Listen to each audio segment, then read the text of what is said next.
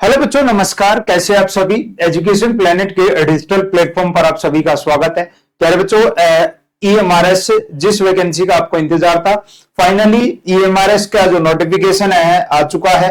Form start हो गए हैं। 23 अक्टूबर तक आप फॉर्म फिलअप कर सकते हो। इस वीडियो में हम चर्चा करेंगे ईएमआरएस फेज 2 वैकेंसी और पोस्ट लैब अटेंडेंट के बारे में कि क्या कुछ इसकी एज क्राइटेरिया रहने वाला है, सिलेबस क्या है। सिलेबस में बहुत बड़ा बदलाव अब की बार किया गया है। साथ साथ में एग्जाम पैटर्न क्या रहेगा आपका, सैलरी क्या रहेगी, कौन कौन इस फॉर्म को भर सकता है, योग्यता आपकी, क्वालिफिकेशन क्या कुछ होनी चाहिए, सब कुछ एक वीडियो के अंदर कंप्लीट जानकारी आपको मैं देने वाला हूं। ठीक है जी। और ईएमआरएस के जो अपने बैचेज हैं, और मैं एक चीज बता दूं, ये जो जितने भी बैच हैं ये प्री और मेंस दोनों के कंबाइंड बैच है, यानी एक ही बैच में आपके टीयर 1 टीयर 2 दोनों की तैयारी हो जाएगी, प्री और मेंस की दोनों की तैयारी हो जाएगी। संजीवनी बैच है वो लैब अटेंडेंट वाले बच्चों के लिए है, और प्री और मेंस दोनों केवल 699 में 699 रुपए में आपको मिलेंगे। अवतार जो बैच है वो 599 में आपको मिल जाएगा जेएसए वाले बच्चों के लिए। और सूर्या बैच है ये आपके स्टाफ नर्स के जो है स्टूडेंट्स उनके लिए 999 में सूर्या बैच प्री और मेंस दोनों की तैयारी इसके अंदर करवाई जाएगी। और हॉस्टल वार्डन वाले बच्चों के लिए सुरक्षा बैच प्री और मेंस दोनों इसी के अंदर कवर हो जाएंगे। 699 के अंदर आपके ये बैच रहने वाला है। तो ये कुछ बैचेस का क्राइटेरिया है, आप देख सकते हो जाके अपनी एप्लीकेशन एजुकेशन प्लेनेट इंस्टीट्यूट के नाम से जो अपनी ऐप है वहां पर आप जाके इन बैचेज को विजिट कर सकते हो। इनमें जो क्लासेज हैं वो हमने स्टार्ट कर दी है प्री और मेंस दोनों के लिए। ठीक है जी। चलो लैब अटेंडेंट की बात करते हैं। और लैब अटेंडेंट में अगर सबसे पहले देखें कि सर नंबर ऑफ पोस्ट कितनी है अपनी, लैब अटेंडेंट की नंबर ऑफ पोस्ट है 146 पदों के ऊपर लैब अटेंडेंट की जो ये वैकेंसी आपकी ये निकली है। आगे बात करें ये पूरा विस्तार से इसका 146 में से 62 है वो यूआर आपके जनरल के लिए, 14 ईडब्ल्यूएस के लिए, 39 जो है OBC NCL non creamy layer, SC की 21 पोस्ट है, एसटी के लिए 10 है। ये पूरा आपका क्या दे रखा है, पोस्ट वाइज इनका विवरण आपको दे रखा है। टोटल 146 पद आपके रहने वाले हैं, है ना। फी आपको पता है एनवीएस ईएमआरएस इनका जो फी होती है वो फॉर्म फी ज्यादा ही होती है। जो फॉर्म फी है नॉन टीचिंग स्टाफ के लिए अगर मैं बात करूं, लैब अटेंडेंट नॉन टीचिंग में ही आता है, 1000 रुपए आपकी एप्लीकेशन फी है, प्रोसेसिंग फी 500 रुपए है। टोटल आपके कितने हैं, 1500 रुपए आपकी फॉर्म फी रहने वाली है। 1500 रुपए आपको भरने पड़ेंगे। आगे चले, अगर पे मैट्रिक्स की अगर मैं बात करूं, लैब अटेंडेंट की हम चर्चा कर रहे हैं, तो लैब अटेंडेंट लेवल 1 के तहत ये आपकी जॉब आती है 18,000 से 56,900। 18,000 ये बेसिक है। इसमें आपके जो एचआरए है, डीएटीए, वो सारी चीजें इसके अंदर आपकी लग जाएंगी, है ना। तो ये करीब अच्छी खासी, और जो नया पे कमीशन आएगा उसके बाद ये जो बेसिक सैलरी है ये लगभग दोगुनी हो जाएगी आपकी। ठीक है ना। तो आप सैलरी की तरफ ना देखते हुए, सैलरी भी बहुत अच्छी खासी है, आप इस फॉर्म को लगा सकते हो लैब अटेंडेंट को।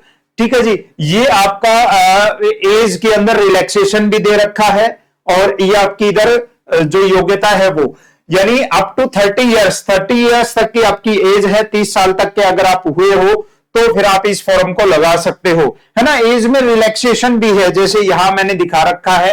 एज रिलैक्सेशन पॉलिसी क्या है, ये आपके एससी एसटी के लिए 5 साल है, आपके अदर बैकवर्ड ओबीसी के लिए 3 साल है, और ये कॉमन सर्विस के लिए 5 साल है। ये एज रिलैक्सेशन भी दे रखा है।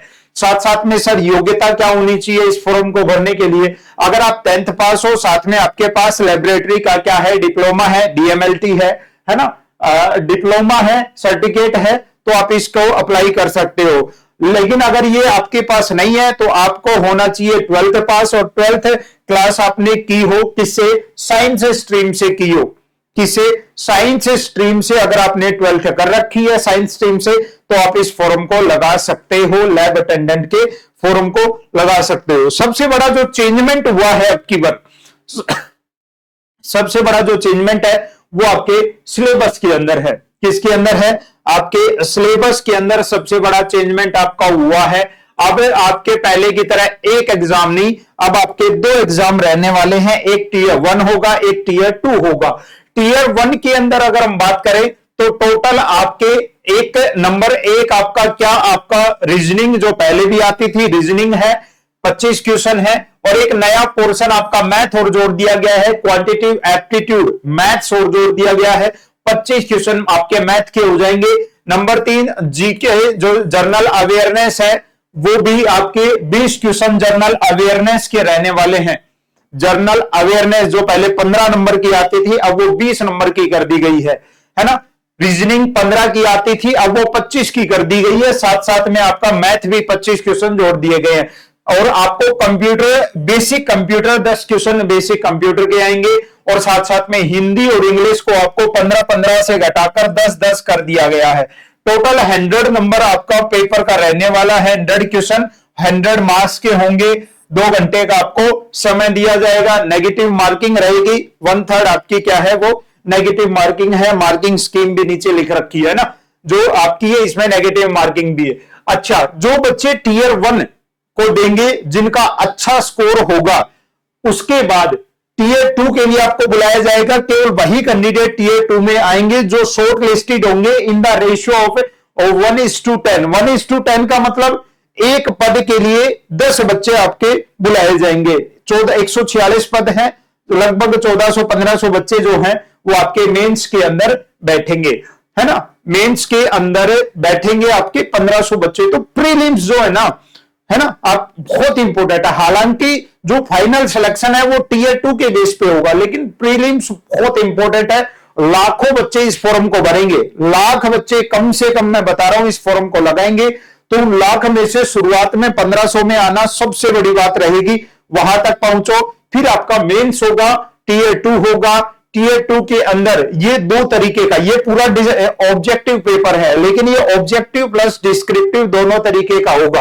ऑब्जेक्टिव क्वेश्चन आपके 40 आएंगे, और 15 क्वेश्चन आपके कैसे आएंगे, डिस्क्रिप्टिव आएंगे लिखने, जैसे कि आप स्कूल में लिखते थे, कॉलेज में लिखते थे, है ना। आपसे कोई क्वेश्चन पूछ लिया जाएगा कि बताओ जो लैब होती है उसमें जो सुरक्षा उपकरण होते हैं, कोई भी चीज में कोई भी सुरक्षा उपकरण की बात कर दूं, है ना, किसी लैब टेक्निक की बात कर दूं कि उसके ऊपर लिखो, कुछ भी आपसे पूछ लेगा, आपको 4-5 बिंदु 6 बिंदु उसके ऊपर लिखने पड़ेंगे, ठीक है ना। ये सारी चीजें हम डिस्कस करेंगे आगे, कैसे क्वेश्चन बन सकते हैं, ठीक है। 40 क्वेश्चन ऑब्जेक्टिव होंगे, 15 डिस्क्रिप्टिव होंगे।